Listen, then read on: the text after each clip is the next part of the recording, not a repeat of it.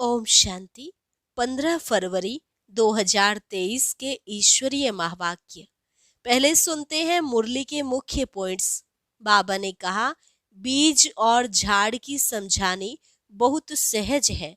यह नॉलेज तुम्हारी बुद्धि में ऐसे धारण होनी चाहिए जैसे बाप की बुद्धि में है, लेकिन धारण रहेगी तब जब विचार सागर मंथन करेंगे। विचार सागर मंथन करने का श्रेष्ठ समय सवेरे का है। भक्ति में तो माला आदि फेरते हैं, लेकिन तुमको ऐसा कुछ नहीं करना। शिव शिव नाम भी नहीं जपना, न स्थूल में न सूक्ष्म में। तुम्हें तो सिर्फ बाप और वर्षे को याद करना है। जो खुद याद करते हैं तो औरों को भी याद कराते हैं। वह जैसे बाबा के मददगार हैं। फिर बाबा ने कहा, तुम्हारा है सहज राजयोग, हठ योग नहीं है। लेकिन जब सभा में बैठते हो तो विधि पूर्वक बैठना है। कॉमन बैठने में और योग में बैठने में थोड़ा फर्क रखना चाहिए। तुम अभी बेहद के बाप द्वारा राजाओं का राजा बन रहे हो। ऐसे बाप को घड़ी घड़ी याद करना है। कहते हैं जैसा कर्म वैसी प्रारब्ध, अर्थात पुरुषार्थ अनुसार ही प्रारब्ध बनती है। इसलिए बाप तुमको श्रेष्ठ कर्म सिखलाने आए हैं। उनको अच्छी रीति याद करना चाहिए। और लास्ट में बाबा ने कहा, जिसके साथ जास्ती प्रीत होती है पिछाड़ी में वही याद आते हैं। इसलिए बड़ा खबरदार रहना चाहिए, मेरे सिवाय और किसी की स्मृति भी ना आए। तुम्हारा तो अंजाम है, वायदा है। मेरा तो एक शिव बाबा, दूसरा ना कोई।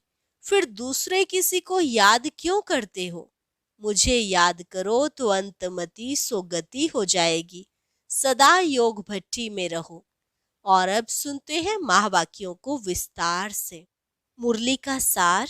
मीठे बच्चे, तुम्हारे लिए योग की भट्टी मोस्ट वैल्यूबल है, क्योंकि इस भट्टी से ही तुम्हारे विकर्म भस्म होते हैं।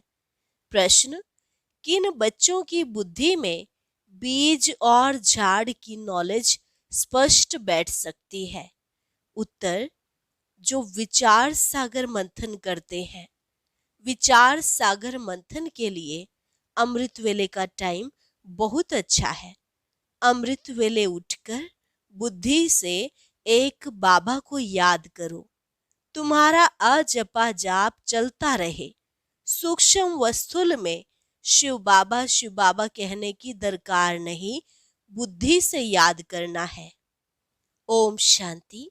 रूहानी बाप बैठकर रूहों को समझाते हैं, अर्थात बच्चों को समझाते हैं। बाप कहते हैं, मुझे भी जिस्म है, तब तो बात कर सकता हूँ। तुम भी ऐसे समझो, मैं आत्मा हूँ, इस जिस्म द्वारा सुन रहा हूँ। यह नॉलेज अच्छी रीति धारण करनी है, जैसे बाप के पास धारण की हुई है। आत्मा की बुद्धि में धारणा होती है। तुम्हारी बुद्धि में ऐसी धारणा होनी चाहिए जैसे बाप की बुद्धि में है। बीज और झाड़ की समझानी तो बहुत सहज है। माली को नॉलेज रहता है ना कि फलाना बीज बोने से इतना बड़ा झाड़ निकलेगा। बस बाबा भी ऐसे ही समझाते हैं। यह बुद्धि में धारण करना है। जैसे मेरी बुद्धि में है वैसे तुम्हारी बुद्धि में रहना चाहिए। वह रहेगा तब जब विचार सागर मंथन करेंगे। विचार सागर मंथन करने का समय सवेरे का बहुत अच्छा है। उस समय धंधा आदि कोई नहीं रहता। भक्ति भी मनुष्य सवेरे करते हैं, यहाँ वहां जाते रहते हैं। वह बैठकर कोई नाम जपते हैं, वह गीत गाते हैं, आवाज करते, कोई तो अंदर ही राम राम रटते हैं। यह भक्ति का अजपा जाप होता है। कोई माला भी फेरते रहते हैं। तुमको शिव शिव कहना नहीं है। जो लोग भक्ति में करते वह ज्ञान में नहीं होना चाहिए। बहुतों की आदत पड़ी हुई है, शिव शिव सिमरन करते रहेंगे। तुमको शिव शिव ना स्थूल में ना सूक्ष्म में जपना है। तुम बच्चे जानते हो कि हमारा बाप आया हुआ है, आएगा भी जरूर कोई शरीर में। उनका कोई अपना शरीर तो है नहीं, वह पुनर्जन्म रहित है। पुनर्जन्म मनुष्य सृष्टि में होता है। विष्णु के दो रूप लक्ष्मी नारायण हैं। देव देव महादेव कहते हैं। ब्रह्मा और विष्णु का आपस में कनेक्शन है। शंकर का कोई कनेक्शन नहीं, इसलिए उनको बड़ा रखते हैं। उनका पुनर्जन्म नहीं, उनको सूक्ष्म शरीर मिलता है। शिव बाबा को सूक्ष्म शरीर भी नहीं है, इसलिए वह सबसे उच्चते उच्च है। वह है बेहद का बाप। बच्चे जानते हैं कि बेहद के बाप से हम बेहद सुख का वर्षा लेते हैं। बाप की श्रीमत पर तुमको चलना है। जो खुद याद करते हैं, औरों को याद कराते हैं, वह जैसे बाबा के मददगार हैं। बाप और वर्षे को याद करना है। बच्चों को समझाते रहते हैं, तुम्हारे अब 84 जन्म पूरे हुए, बाकी थोड़ा टाइम है। नाटक में एक्टर समझते हैं अभी बाकी आधा घंटा है, फिर हम घर जाएंगे, टाइम देखते रहते हैं। तुम्हारी तो बेहद की बहुत बड़ी घड़ी है। समझाया है कि अब घर चलना है। बाप को याद करने से तुम्हारे विकर्म विनाश होंगे। और कोई शास्त्रों में ऐसा सहज योग है नहीं। वह तो बहुत हठ योग करते हैं, बहुत मेहनत करते हैं, जो तुम माताएं कर ना सको। तुमको हठ योगियों के माफिक आसन नहीं लगाना है। हाँ, सभा में ठीक होकर बैठना है। तुम्हारा राजयोग है, टांग पर टांग चढ़ाकर बैठना। ऐसे राजयोग में बैठने से नशा चढ़ेगा। हठ योग में दोनों टांग चढ़ाते हैं। बाबा तुमको तकलीफ नहीं देते हैं, सिर्फ थोड़ा फर्क रखना चाहिए कॉमन बैठने में और योग में बैठने में। तुम राजयोग सीख रहे हो, तो ऐसे बैठना चाहिए जो मनुष्य समझे यह राजयोग में बैठे हैं। यह हमारा राजाई का ढंग है। तुम बेहद के बाप द्वारा राजाओं का राजा बन रहे हो। ऐसे बाप को घड़ी घड़ी याद करना है। सतयुग में बाप को याद नहीं किया जाता है, अपने को किया जाता है। कलयुग में न बाप को जानते न अपने को जानते हैं, सिर्फ बाप को पुकारते हैं। अभी तुम अच्छी रीति जान गए हो। और कोई ऐसे नहीं समझते हैं कि बाप बिंदी है। अति सूक्ष्म भी कहते हैं, फिर कहते हैं हजारों सूर्यों से भी तीखा है। तो बात मिलती नहीं है। जब कहते हैं नाम रूप से न्यारा है, फिर हजारों सूर्य से तीखा क्यों कहना चाहिए? पहले तुम भी ऐसे समझते थे। बाप कहते हैं ड्रामा में यह समझानी देरी से मिलनी थी। सूक्ष्म ते सूक्ष्म गुह्य बातें समझकर समझाई जाती है। ऐसे नहीं ख्याल आना चाहिए कि पहले हजारों सूर्यों से तेजों में कहते थे, अब फिर बिंदी क्यों कहते। जब आईसीएस पढ़ेंगे तब आईसीएस की बात करेंगे, पहले कैसे करेंगे? इसमें मूंझने की दरकार नहीं है। ड्रामा में जब बाबा को समझाना है तब समझाते हैं। इनके बाद भी अर्जुन क्या क्या समझाएंगे, क्योंकि बाप का भी प्रभाव तो निकलना है ना। जैसे तुम्हारी आत्मा है वैसे वह भी आत्मा है, परम धाम में रहते हैं, उनको परम आत्मा कहते हैं। यहाँ जब आते हैं तो नॉलेज देते हैं। बाप कहते हैं जब पतित दुनिया होगी तब मैं पावन दुनिया बनाने आऊंगा। पुकारते भी हैं, हे पतित पावन, हे दुख हरता सुख करता आओ। वह तो संगम पर आएगा। जब रात पूरी होगी तब दिन होगा। पुरानी दुनिया का अंत होगा। कर्मातीत अवस्था अंत में होगी। तुमको रहना भी गृहस्थ व्यवहार में है, छोड़ना भी नहीं है। शरीर निर्वाह अर्थ व्यवहार करते हुए कमल फूल समान पवित्र रहना है। देवता तो है ही पूर्ण पवित्र, परंतु कब और कैसे बने, जरूर पुरुषार्थ किया तब तो प्रारब्ध पाई। पुरुषार्थ अनुसार प्रारब्ध बने, जैसा कर्म वैसी प्रारब्ध, यह तो चलता ही रहता है। अभी तो तुमको कर्म सिखलाने वाला बाप मिला है, उनको अच्छी रीति याद करना चाहिए। तुम अडॉप्टेड बच्चे हो। मारवाड़ियों में अडॉप्शन बहुत होती है, तुम्हारी भी अडॉप्शन है। तुम इनके गर्भ से नहीं निकले हो। अडॉप्शन में दोनों बाप याद रहते हैं, अंत तक जानते हैं कि हम असूल किसका था। अब इनकी गोद के बच्चे बने हैं, तुम भी जानते हो हम किसके थे और किसके बने हैं। मैं अडॉप्ट हुआ हूँ परम पिता परमात्मा के पास। वह है स्वर्ग का रचयिता। उनकी रचना कितना समय चलती है? आधा कल्प। नरक का रचयिता है रावण, उनका भी आधा कल्प राज्य चलता है। सतो प्रधान से तमो प्रधान बनते हैं, यह समझ की बात है। कुछ समझ में ना आए तो पूछना चाहिए। जब सूर्य चांद को ग्रहण लगता है तो कहते हैं दे दान तो छूटे ग्रहण। सूर्य चांद को माँ बाप कहा जाता है। यहाँ भी मेल फीमेल दोनों को ग्रहण लगता है, तब कहते हैं 5 विकारों का दान दे दो। वह तो वर्ष में 1-2 बारी ग्रहण लगता है, यह तो कल्प की बात है। बाप आकर एक ही बार दान लेते हैं। मनुष्य बिल्कुल संपूर्ण काले बन गए हैं, आयरन एज है। सच्चे सोने में अलाय पड़ने से काला हो जाता है। नया घर, पुराना घर, नए बच्चे और बूढ़े में फर्क तो है ना। छोटा बच्चा कितना मीठा प्रिय लगता है, सब उनको चूमते हैं, गोद में बिठाते हैं। पुराना जर्जरी भूत हो जाता है तो कहते हैं कहाँ शरीर छूटे तो अच्छा, ज्यादा दुख क्यों सहन करे। आत्मा एक शरीर छोड़ जाकर दूसरा लेती है। यहाँ हम बीमार को मरने नहीं देते हैं, फिर भी जितना सुने उतना अच्छा। शिव बाबा और वर्षे को याद करते रहे। बीमारी में जब ज्यादा पीड़ा होती है तो सब भूल जाता है, बाकी जिसका किसमें भाव होता है वह सामने आ जाता है।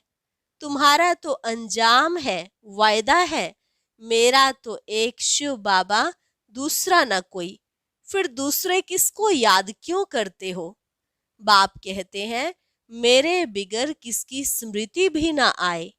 गाया हुआ है अंत काल जो श्री सिमरे। सारा श्लोक कह देते, अर्थ कुछ भी नहीं समझते। है सारी संगम की बात जो भक्ति में गाते हैं। इस समय सिर्फ तुमको बाप और वर्षे को याद करना है। श्री नारायण तुम्हारी प्रारब्ध है तो अर्थ पूरा बुद्धि में होना चाहिए। बिगर अर्थ तो बहुत याद करते रहते हैं। पिछाड़ी में जिसके साथ जास्ती प्रीत होती है वही याद आते हैं। बड़ा खबरदार रहना चाहिए। तुमको याद करना है एक बाप को। बाप कहते हैं मन मना भव। तुम बच्चे कहते हो बाबा हम कल्प कल्प आपसे मिलते हैं, यह ज्ञान आपसे मधुबन में आकर लेते हैं। यह है वशीकरण मंत्र। सतगुरु है तो तुम्हें मंत्र भी ऐसा देता है जो तुम अमर बन जाओ। यह है माया पर जीत पाने का मंत्र। इस पर गाते हैं तुलसीदास चंदन घिसे तिलक देते रघुबीर। यह भी अब की बात है जो बाद में गाई जाती है। तुम बच्चों को राज तिलक मिल रहा है बाप और वर्षे को याद करने से। बाप और बादशाही को याद कर शरीर छोड़ेंगे तो राजाई तिलक मिल जाएगा। एक को तो नहीं मिलेगा। माला 108 की भी है, 16,108 की भी है। अब तो सिर्फ तुमको एक्यूरेट बाबा को याद करना है। बाबा के लिए कहते हैं तुम्हारी गत मत तुम ही जानो, सो बरोबर है। सदगति दाता वह है वही जाने। आगे तो सिर्फ गाते थे अर्थ रहित, उसको कहा जाता है अनर्थ। प्राप्ति कुछ भी नहीं। मनुष्य दान पुण्य आदि करते करते उतरते ही आए हैं। प्राप्ति कुछ भी नहीं है। आसुरी मत पर सब अनर्थ हो गया है। यह भी नारायण की पूजा करते थे, अब फिर पुजारी से पूज्य बन रहे हैं प्रैक्टिकल में। अब तुम बच्चे जानते हो, शिव बाबा हमको पढ़ाते हैं। यह तो पक्का याद करना है, नहीं तो विकर्म विनाश नहीं होंगे। यह योग की भट्ठी मोस्ट वैल्यूएबल है। मुक्ति भी मिलती है ना। कोई कहते हैं हमको मन की शांति चाहिए, परंतु पहले यह बताओ तुमको अशांत किया किसने? जरूर पहले शांति थी, अभी अशांत बने हो, तब तो शांति मांगते हो। शांति तो सारी दुनिया में चाहिए। एक को शांति मिलने से कुछ हो न सके। एक को शांति मिलने से सारी दुनिया में थोड़े ही शांति हो सकेगी। अशांत किसने किया है? मूंझ पड़े हैं। समझाया जाता है शांति धाम, सुख धाम और यह है दुख धाम। सुख धाम में मनुष्य बहुत थोड़े थे। उस समय बाकी सब आत्माएं शांति धाम में थी। तुमको शांति वहां मिलेगी, यहाँ तो मिल ना सके। यहाँ तो है ही दुख धाम। दुख में अशांति होती है। यह तो बहुत सहज है, किसको भी समझाना। सुख शांति का वर्षा देने वाला एक ही बाप है। सतयुग में सुख शांति दोनों ही हैं। यहाँ आत्मा चाहती है कि मेरा मन शांत हो, तो जाओ तुम अपने घर परम धाम। परंतु पतित फिर भी जा न सके, इसलिए बाप समझाते हैं मुझे याद करो तो अंतमति सो गति हो जाएगी। बाप और वर्षे को याद करो, परंतु माया ऐसी है जो पवित्र बनने नहीं देती है। अबलाओं पर देखो कितने अत्याचार होते हैं। विश्व बिगड़ रह न सके। बाबा के पास अनेक प्रकार के समाचार आते हैं। सबसे बड़ी हिंसा काम महाशत्रु की है। बाप कहते हैं बच्चे विष छोड़ो, काला मुंह नहीं करो, तो कहते हैं कोशिश करेंगे। यह जहर है, आदि मध्य अंत दुख देने वाला है, परंतु तकदीर में नहीं है तो सुनते ही नहीं है। आत्माओं को बाप बैठ समझाते हैं आज से विकार में नहीं जाना, तो मुंह नीचे कर देते हैं। अरे काम महाशत्रु है, यह अच्छा थोड़े ही है। यह है ही विशियस वर्ल्ड, सब पतित है। सतयुग में सभी संपूर्ण निर्विकारी है। अच्छा, मात पिता बाप दादा के कल्प अथवा 5000 वर्ष के बाद मिले हुए मीठे मीठे सिकिलधे बच्चों को याद प्यार और गुड मॉर्निंग। रूहानी बाप की रूहानी बच्चों को नमस्ते। रूहानी बच्चों की रूहानी बाप दादा को नमस्ते नमस्ते, गुड मॉर्निंग। धारणा के लिए मुख्य सार। पहली पॉइंट, टाइम बहुत थोड़ा है, इसलिए बाप का पूरा पूरा मददगार बनकर रहना है। बाप और वर्षे को याद करना है और दूसरों को भी कराना है। दूसरी पॉइंट, अंत समय में एक बाप की याद रहे, इसके लिए दिल की प्रीत एक बाप से रखनी है। बाप बिगर और कोई की स्मृति ना आए, इसके लिए खबरदार रहना है। वरदान, सोचना, कहना और करना, इन तीनों को समान बनाने वाले बाप समान संपन्न भव। सोचना, कहना और करना, इन तीनों को समान बनाने वाले बाप समान संपन्न भव। बाप दादा अब सभी बच्चों को समान और संपन्न देखना चाहते हैं। संपन्न बनने के लिए सोचना, कहना और करना तीनों समान हो, इसके लिए सब तैयारी भी करते हो, संकल्प भी है, इच्छा भी यही है। लेकिन यह इच्छा पूरी तब होगी जब और सब इच्छाओं से इच्छा मात्रम अविद्या बनेंगे। छोटी छोटी अनेक प्रकार की इच्छाएं ही इस एक इच्छा को पूर्ण करने नहीं देती है। स्लोगन: अव्यक्त व कर्मातीत स्थिति का अनुभव करना है तो कथनी, करनी और रहने को समान बनाओ। अव्यक्त व कर्मातीत स्थिति का अनुभव करना है तो कथनी, करनी और रहनी को समान बनाओ। अच्छा, और अब सुनते हैं आज का अव्यक्त ज्ञान मोती। ये एक बहुत संस्कारितापूर्ण वीडियो है, जरूर देखें, कोई भी मिस ना करे।